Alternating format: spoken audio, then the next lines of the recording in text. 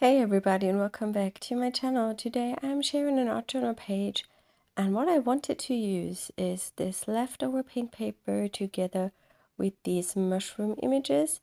I made these mushrooms a while ago in my video, and I'm going to link this up in the video description, or maybe you will find it now at the top right corner info box, so you can see how I made them. The leftover paint paper is just a paper where I had paint left over and I didn't want to throw it away, so I smeared it on the paper and then I can use it later for collage.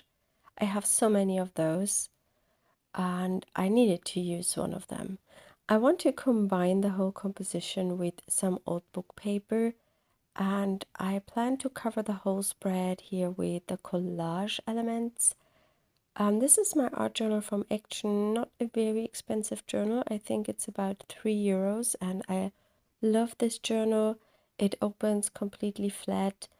It has a wonderful size. It has really bad paper inside. It's very heavy, that's good, but the quality is horrible. But for €3, what do you expect? You can't expect a good quality paper. And I don't mind that because I usually work with mixed media and I can always add collage. I can add a medium like gesso to the background and then it's just fine. It works perfectly. Just pure watercolor on the paper is something I would not recommend doing in this journal. I also tried to use it as a sketchbook for drawing, but every other page has such a strange texture that I just don't like that. So I think it's not going to be a sketchbook. Yeah, I'm covering almost the whole page except from the center with old book paper. It's just from an old book, torn out pages, and then I will use the leftover paint paper to create a circle in the middle to build my composition.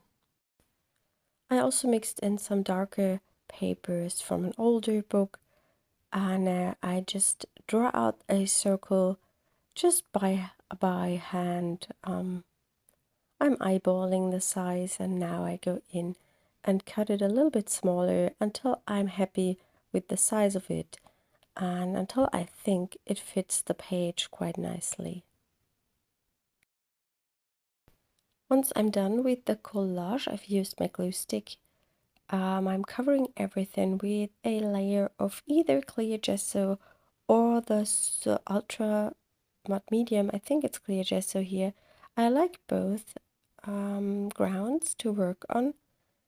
The clear gesso has a bit more grit and grip to the texture, and it's really nice for watercolors, but also it grabs very good when you have crayons or pencils. And the ultra matte medium is a bit smoother but very matte as well, and I like that too. When everything is dry, I am stamping some images, some leaf images from our autumn leaf stamp set. I decided to pick autumnal images because of the mushrooms and because of the season, obviously. I really love mushrooms and I love autumn. I always feel inspired a little bit more when autumn hits us. I think it's just because of the weather and you don't have so much time to be outside. I will hopefully try to make more videos now that I don't have so much to do in the garden, so I can hopefully upload a Saturday video again every other Saturday. Usually every other Saturday I have a video for my members, so if you want to have more videos, there are about 50 videos on the membership tier of the Mixed Media Play members, and there is a video every other Saturday plus some bonus videos in between the month. I'm using StazOn here to stamp, just because I have this ink in a lot of different colors and I picked a green ink. I thought that might fit the whole composition nicely. I didn't want to stamp everything with black because then it might become too dark. And I also have some black outlines on my mushrooms. I have some black spots here on the background, so I think that green is just perfect. I have masked off the outline of the circle a little bit with my with the scrap piece of paper, so the mushrooms do not appear. You can see that here, appear on the outside frame. And I'm going to draw a border around that circle later, either with a water-soluble pencil or with a Neocolor. I can't remember. I recorded this video a little bit earlier, before we left for holidays. By the way, we are back. Our shop is back from holidays, so you don't have to wait in case you are placing an order. A little bit of a really sad news is that we can't ship to the US at the moment. German Post stopped shipping small goods to the US. I bet you know why. We will see how long this is going on. They are working on a solution for it, and hopefully we will be able to ship again soon. I already started to go in with some of the Neocolor crayons, and I used a light color. I can't tell you which exact color that is. Might be one of the new colors that just came in these 10 crayon sets for the 50 years edition, maybe. I'm not sure if they will release those open stock. I hope, because they are really nice colors in the new collection or in the new release. And I just apply the crayon, which works really nicely because of the clear gesso, and then I just dip my finger into water and blend the crayon around that background of the circle. You can see that I pick colors that are matching the colors on the inside, and for now everything looks a bit like just one color background. But once I frame out the circle, the chaos in the middle will stand out more. But I'm doing that later because I don't want a dark circle to blend in all around the outside, so everything gets quite muddy. And for now I'm starting with the lighter colors and working my way up to the darker colors to avoid that the page gets too dark.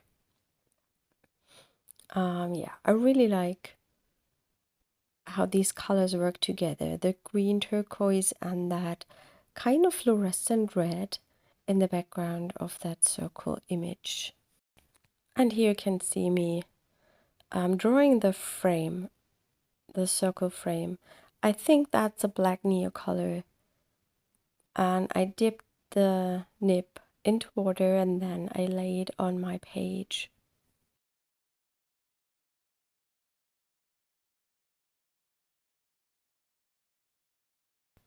I will now let everything dry completely before I come back to finish the page. In between the drying time, I'm preparing some alphabet images, alphabet stickers, no, alphabet stamps. I just stamped some words or one word to a piece of paper that I then cut out and stick it to my art journal page. I'm using letters from our A to Z stamp set, and I'm stamping it to I think it's just the backside of a jelly print. I usually use the backsides, or I often use the backsides to clean my roller, and that has a nice pink color on it. And I'm stamping the word strong. I think I might spell grow strong. I'm not sure because it's such a long time ago that I can't remember, and I haven't had a look at the finished page. now when I edited that video. But I'm going to stamp these letters and then I'm cutting them out. Here I've cut each letter out. I just cut a square around it to then adhere it to my spread. But before I do that, I plan to stamp a little bit more texture around that frame, around that circle, and to just bring in a bit more interest. I'm using different stamps, and as always, I'm going to link up all the stamp sets I'm using in the video description. You can jump over to our blog post, which is also linked underneath, and have a look at the close-up images of the finished spread. I'm using black ink now, just to connect the black frame with the texture I'm making.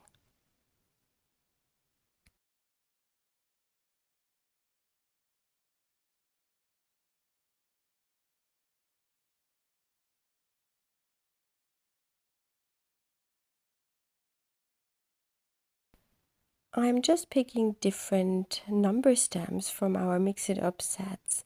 I think these numbers are so nice to add texture and interest, and they are very neutral, I would say, and they match almost every style. You can use them on a colorful project. They work really nice together with a vintagey feel, and that's what I really like about these numbers.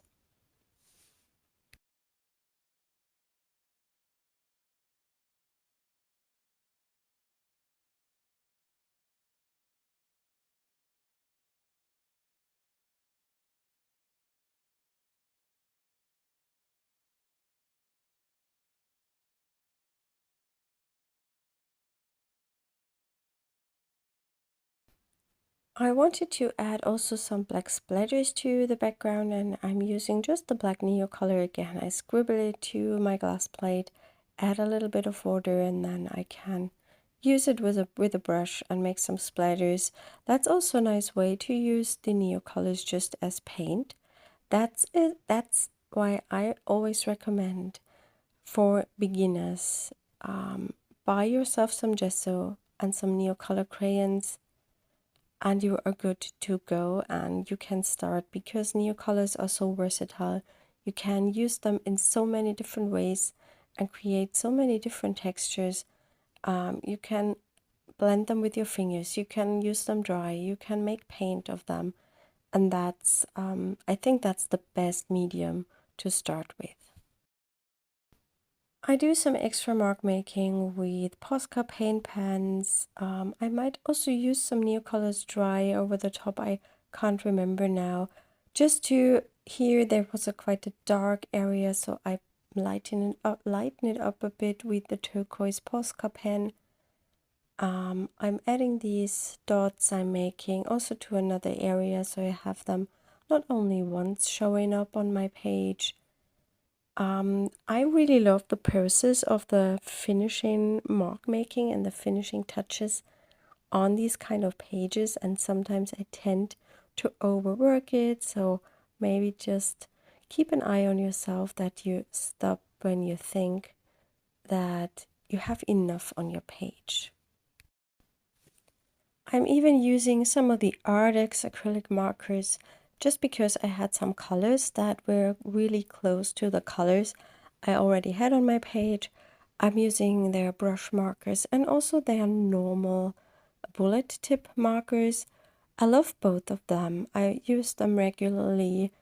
I have the bullet ones for a long time now, and none of them has dried out.